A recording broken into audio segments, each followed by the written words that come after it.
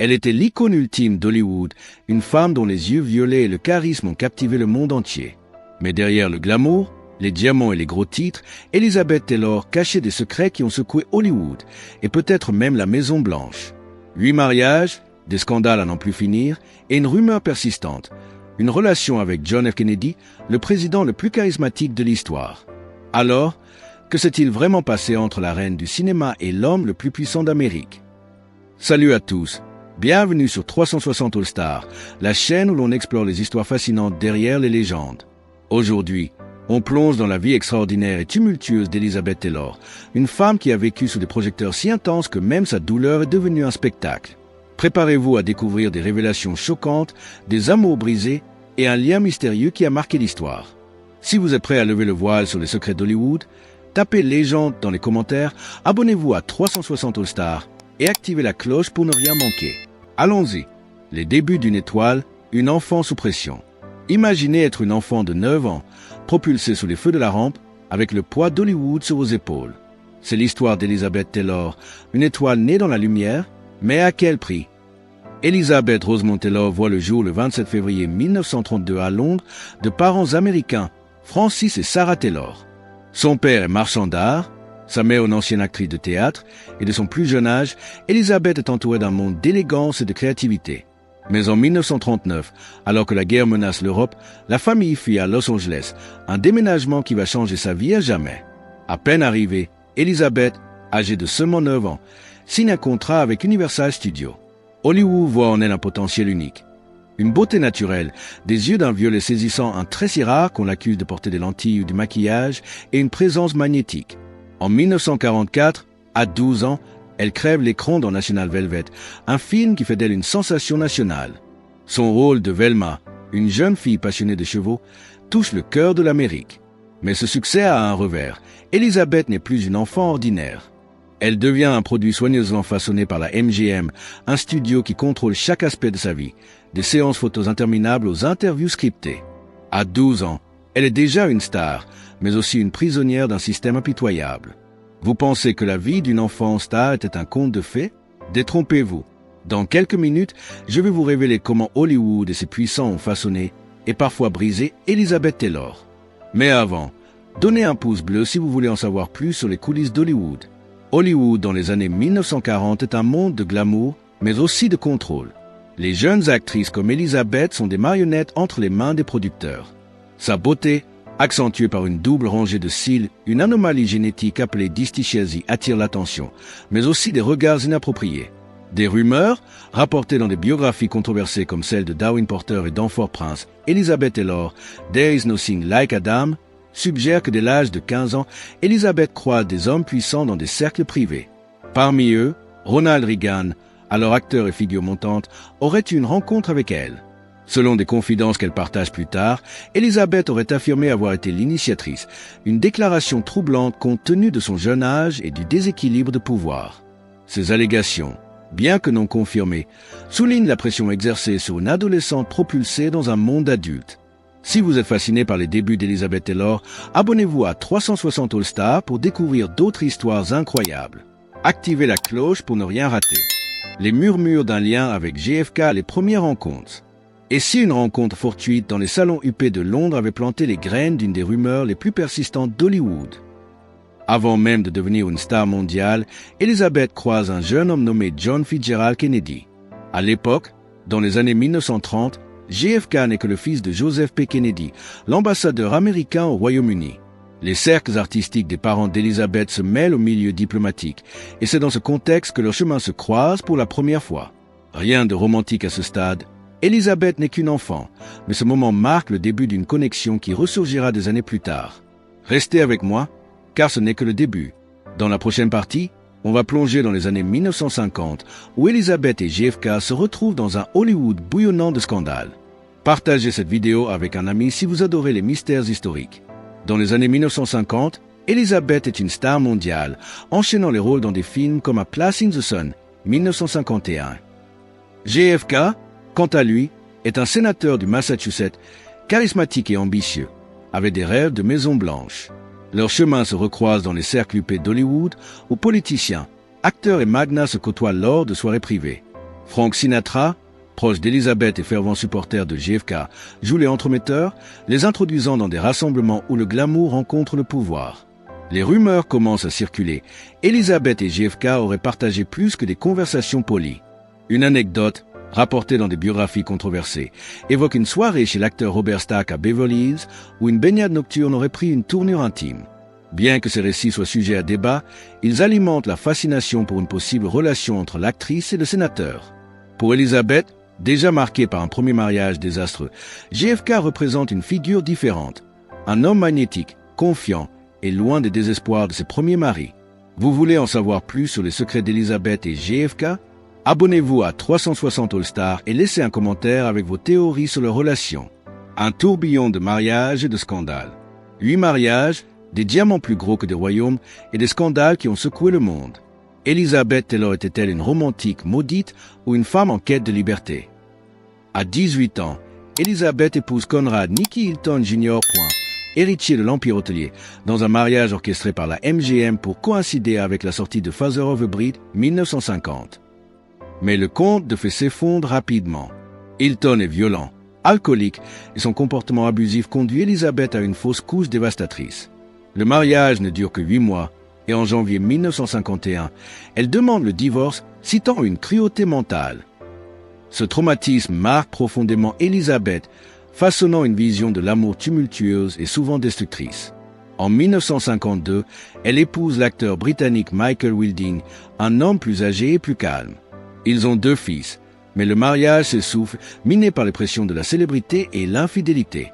En 1957, Elizabeth trouve un semblant de stabilité avec le producteur Mike Todd. Leur fille, Lisa, naît en 1957, et pour la première fois, Elizabeth semble heureuse. Mais le destin frappe cruellement. En mars 1958, Todd meurt dans un crash aérien, laissant Elizabeth veuve à 26 ans. Dévastée, elle se tourne vers Eddie Fisher, ami proche de Todd et marié à Debbie Reynolds. Leur liaison déclenche un scandale massif, avec des tabloïds qualifiant Elizabeth de briseuse de ménage. Vous pensez qu'Elizabeth était une victime des circonstances ou une femme qui provoquait les scandales? On va explorer ça. Mais avant, donnez un pouce bleu si vous adorez les drames hollywoodiens.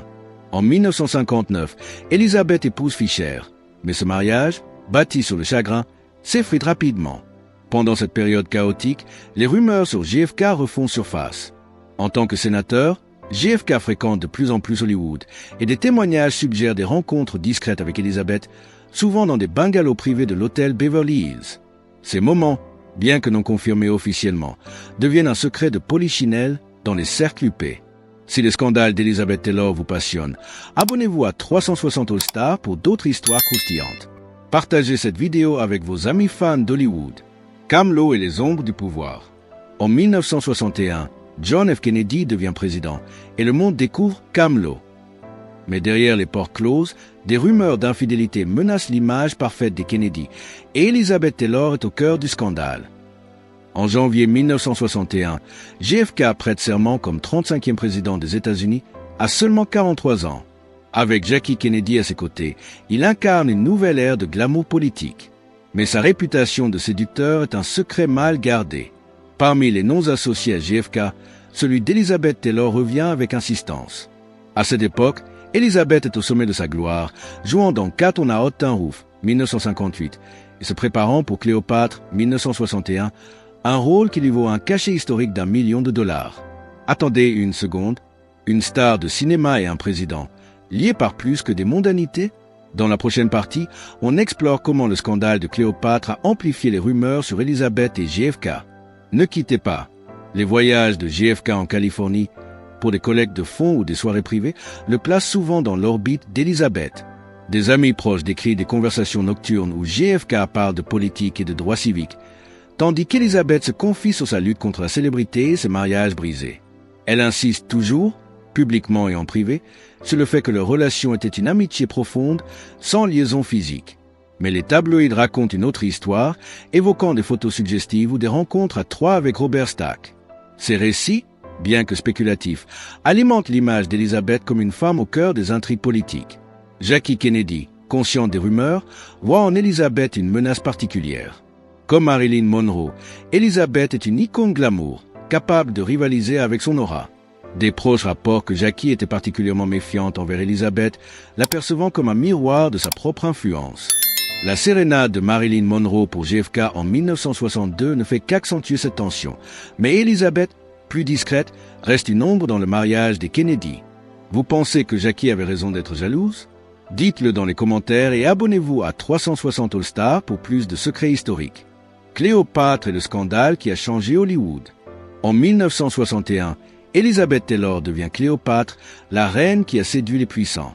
Mais en coulisses, un scandale avec Richard Burton va éclipser tout le reste et raviver les rumeurs sur JFK. Cléopâtre est un pari colossal pour la 21st Century Fox. Elizabeth, payée $1 million ou une première dans l'histoire du cinéma, incarne la reine d'Égypte avec une intensité inégalée. Mais le tournage à Rome en 1962 devient légendaire pour une autre raison, la liaison passionnée entre Elizabeth et son costard, Richard Burton, alors marié. Les paparazzi capturent le roman sur un yacht et l'image déclenche une tempête mondiale. Le Vatican dénonce le vagabondage érotique et les tabloïds qualifient Elizabeth de femme la plus scandaleuse du monde. Ce scandale éclipse Cléopâtre qui manque de ruiner le studio et redéfinit la culture des célébrités. Au milieu de ce chaos, les rumeurs sur JFK persistent.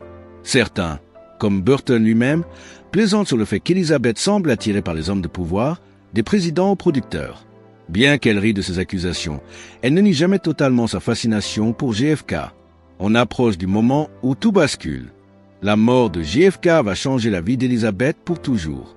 Restez jusqu'à la fin pour découvrir son impact personnel. En mars 1964, Elizabeth divorce d'Eddie Fisher et épouse Burton 10 jours plus tard. Leur mariage, surnommé le mariage du siècle, est un tourbillon d'extravagance avec des yachts, des bijoux et 11 films tournés ensemble. Mais même dans cette période, Elizabeth garde un souvenir de JFK, un homme qui, selon elle, se distinguait par son charisme et son humour.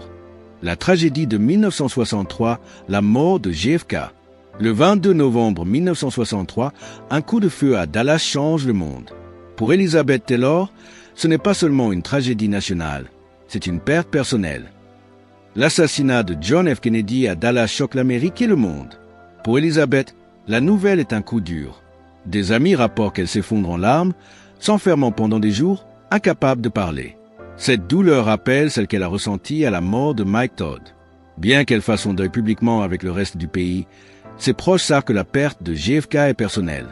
Il représentait une connexion rare, une amitié teintée de fascination mutuelle. Comment Elizabeth a-t-elle surmonté cette tragédie? Dans la prochaine partie, on explore son déclin, son retour et son ultime confession sur JFK. Donnez un pouce bleu si vous voulez en savoir plus. La mort de JFK fige les rumeurs dans l'histoire. Sans savoir pour confirmer ou infirmer, le lien entre lui et Elizabeth devient mythique.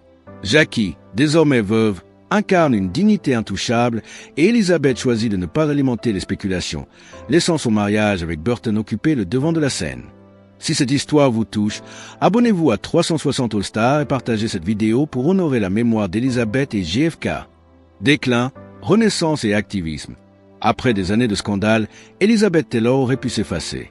Mais elle a choisi de se réinventer, devenant une héroïne pour une cause qui a changé le monde. Dans les années 1970, le mariage d'Elizabeth avec Richard Burton s'effondre. Après un divorce en 1974, une brève réconciliation en 1975 et un second divorce en 1976, Elizabeth est épuisée. À 40 ans, elle porte les cicatrices d'une vie de drame. En 1976, elle épouse le sénateur John Warner, plongeant dans le monde de la politique. Mais la vie à Washington est étouffante et elle sombre dans la dépression, l'alcool et les médicaments. En 1982, après son divorce avec Warner, Elizabeth trouve un nouvel amour improbable avec Larry Fortansky, un ouvrier rencontré au Betty Ford Center. Leur mariage en 1991, au Ranch Neverland de Michael Jackson, est un dernier éclat de glamour. Mais c'est dans les années 1980 qu'Elizabeth se réinvente véritablement. Face à la crise du sida, elle cofonde l'American Foundation for Ideas Research, AMFR, en 1985 et lance sa propre fondation en 1991. Son activisme lui vaut la Presidential Citizens Medal et transforme son image de star scandaleuse en héroïne humanitaire. Elizabeth a transformé sa douleur en action. Mais qu'en est-il de ses secrets? Dans la dernière partie, on révèle sa confession finale sur JFK. Restez jusqu'à la fin. Les dernières années, une vérité dévoilée. Dans ces derniers jours, Elizabeth Taylor a choisi de parler. Et ce qu'elle a révélé sur JFK a changé la façon dont on voit sa légende. Dans les années 2000, la santé d'Elizabeth décline. Atteinte d'insuffisance cardiaque congestive, elle subit plus de 30 opérations pour des problèmes de scoliose, de pneumonie et de hanche. Confinée dans un fauteuil roulant, elle reste néanmoins vive d'esprit. Dans des conversations privées, elle se confie sur JFK. Selon ses amis, elle admet que leur lien était réel, mais pas une liaison torride comme les tabloïds l'imaginaient. C'était une amitié profonde, marquée par des moments d'intimité émotionnelle. Il me voyait comme une personne, pas une star, aurait-elle dit. Vous voulez connaître d'autres secrets d'Hollywood? Abonnez-vous à 360 All Stars et laissez un commentaire sur ce que vous pensez du lien entre Elizabeth et JFK. Elizabeth s'éteint le 23 mars 2011 à Los Angeles, à 79 ans. Fidèle à son humour, elle demande que ses funérailles commencent avec 15 minutes de retard. Inhumée près de son ami Michael Jackson, elle laisse un héritage de glamour, de scandale et de courage. Une légende immortelle. Elizabeth Taylor était plus qu'une star. Elle était un tourbillon de passion, de douleur et de triomphe. Mais son lien avec JFK reste l'un des mystères les plus fascinants de l'histoire. Était-ce une amitié, une romance ou un mélange des deux? La vérité appartient à Elizabeth, mais son histoire continue d'inspirer. Que pensez-vous de son lien avec JFK? Était-ce une rumeur ou une réalité? Partagez vos réflexions dans les commentaires. Merci d'avoir regardé jusqu'au bout sur 360 All Stars. Si vous avez aimé ce voyage dans la vie d'Elizabeth Taylor, abonnez-vous, donnez un pouce bleu et activez la cloche pour ne rien manquer. Partagez cette vidéo avec vos amis et dites-nous quel mystère d'Hollywood vous voulez qu'on explore ensuite. À très bientôt pour une nouvelle aventure. Abonnez-vous à 360 All Stars.